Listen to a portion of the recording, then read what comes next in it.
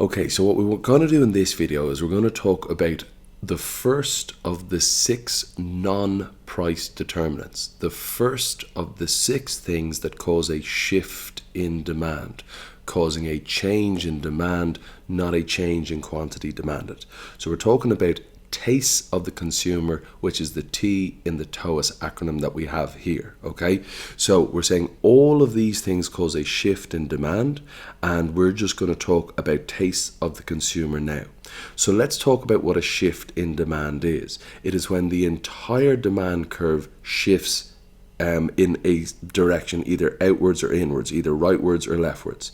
So if there is an outward shift of the demand curve, that means at every price more is bought, and this is called an increase in demand, not an increase in quantity demanded. Okay, that's only ever caused by a change in price.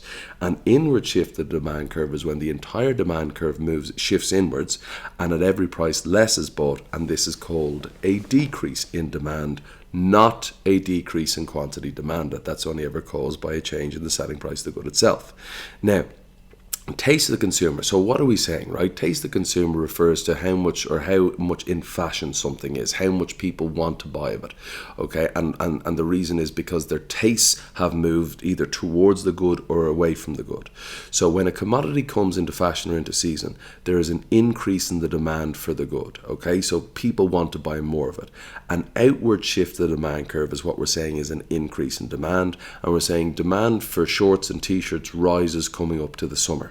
Now, on the other hand, forgive the tasteless photo, I'll explain that in a second, a health scare in, let's say, eggs or something like that will cause people to say that there's salmonella, there's poisoning in the eggs, will cause people to reduce the amount of eggs that they buy, and therefore that will be a decrease in demand, which is an inward shift in the demand curve. And if you think that photo is bad, wait till you see this one, which I just think is funny, and I'm showing my crude nature here with these tasteless photos. Okay, so if there has been increased consumer taste towards a good, what happens is that the entire demand curve shifts out to the right, and at every price more is bought. Now I'm only going to show P1, but what we're saying is at not every single price, of course, because at every effective price, because it will touch the axis up here, and that will mean that 0 is bought.